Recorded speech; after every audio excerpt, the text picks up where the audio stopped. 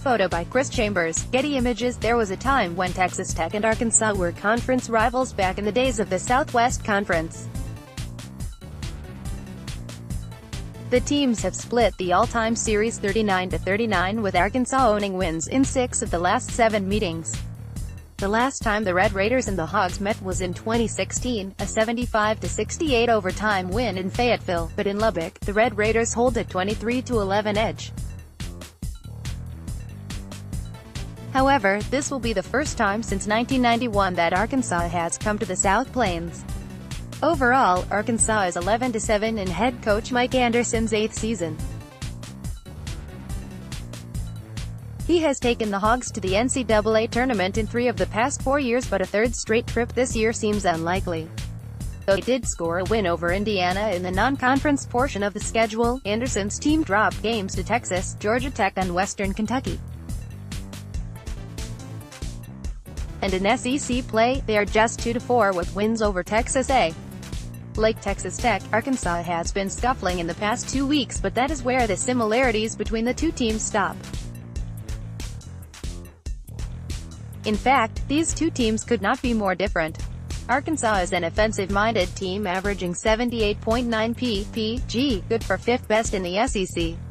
They attempt 23.2 three-pointers per game, making on average 7.8. One voice heard: join the Wreck 'em Red team. Right for us. Additionally, their top 3 scorers are averaging 45.1 points. Meanwhile, Tech's top 3 scorers average just 38.7. Certainly, today's matchup is a contrast in styles.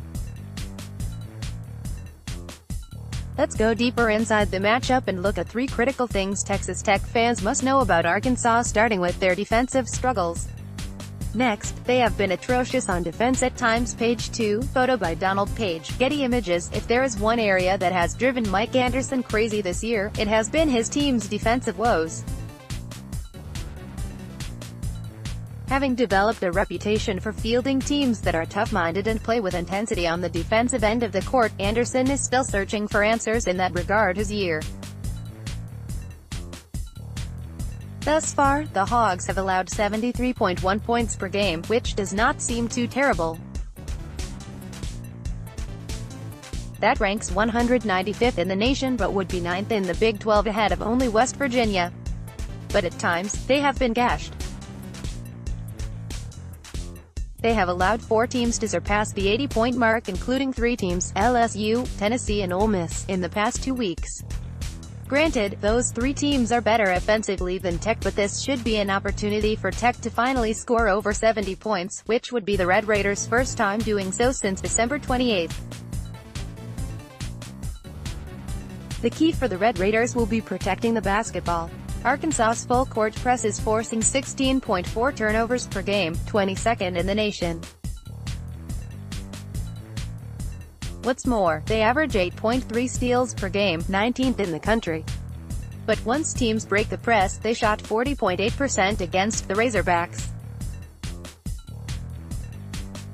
In their most recent win, Arkansas forced 24 turnovers from Mizzou, and as a result, they held the Tigers to just 72 points. But Saturday, their lack of effort on defense against Mississippi brought some harsh words from Anderson. Our defense is geared toward putting pressure on people, and I think we've just been letting people run their offense. I really do. I think we've kind of been playing on our heels, he said to HogSports.com. We've got to play with a little bit more pop, a little more energy. Fortunately, they will not have a home crowd to help raise their energy level as they did in their most recent win. Tech must take care of the basketball in the open court and break the press. If that happens, Arkansas is vulnerable in their half-court defensive sets, even to an offensively challenged team like the Red Raiders. Next, they are a very young team. Page 3, use your arrows to browse. Photo by Elsa, Getty Images. Chris Beard places great value and responsibility on his seniors every year. But that is something Mike Anderson can't do this year, being as there are no seniors on his roster. The Hogs are one of the youngest teams in the nation, featuring 7 freshmen, 4 sophomores and 4 juniors. What's more, their 3 leading scorers are all underclassmen. Sophomore center Daniel Gafford leads the way with 16.3 PPG. The 6'11", 233-pounder will be the best center the Red Raiders have faced thus far, averaging 9.3 rebounds and 1.9 blocks per game. This could mean that Tech has to rely more heavily on Lawrence Odiez to help check Gafford when Tarek Owens is not on the floor, and could minimize Beard's ability to use his small ball lineup. True freshman Isaiah Joe is scoring 14.9 PPG, and is on pace to set a school record for three-point percentage by a freshman at 44.7%. What's more, he has already hit 7 three-pointers 3 times this year, so Tech certainly must be aware of where he is on the floor at all times. 6'5" sophomore Mason Jones is averaging 13.9 points this year as well. He has 12 double-digit games this season, including 30 points against Florida. It is clear that the youth on this team is extremely talented. Where it becomes a negative is in regards to consistency. Young players tend to play better at home, so hopefully the Arkansas underclassmen will find it tough to maintain their composure in Lubbock today. This is where Tech needs a raucous home court advantage to help turn the tide. Next, they want to turn the game into a track meet. Use your arrows to browse.